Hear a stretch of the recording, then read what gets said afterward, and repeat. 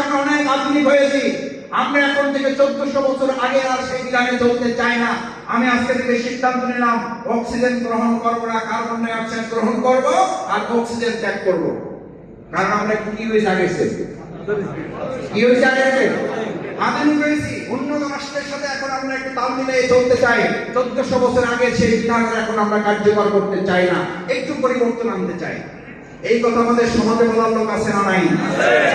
এখন তারা বলে 1400 বছর আগে কোরআন মানি, ইসলাম মানি, নামাজ পড়ি, হাদিস পড়ি, কোরআন পড়ি। আবার আমাদের তো কেউ কেউ দিনে 70 রাকাত 80 রাকাত তাহাজ্জুদ পড়ালো লোক ছিল। এখন সেই লোকও নাই, আমরা তাহাজ্জুদের কথাও শুনি না।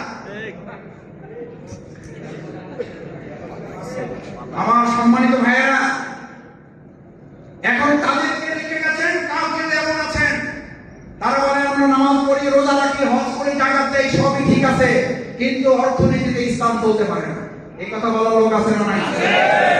রাজনীতিতে ইসলাম চলতে পারে না, এই কথা বলার লোক আছে না নাই?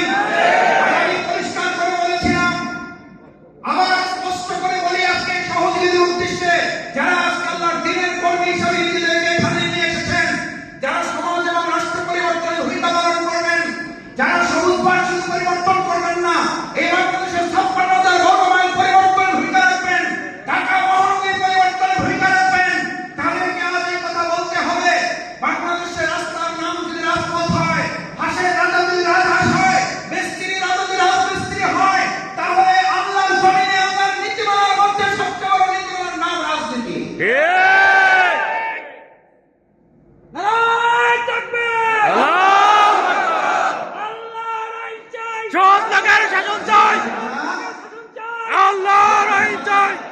সেই নীতিমালার নাম হচ্ছে রাজনীতি। রাসূল করিম সাল্লাল্লাহু আলাইহি ওয়াসাল্লাম, আপনি একজন ইমানদার হিসেবে আপনার ভূমিকা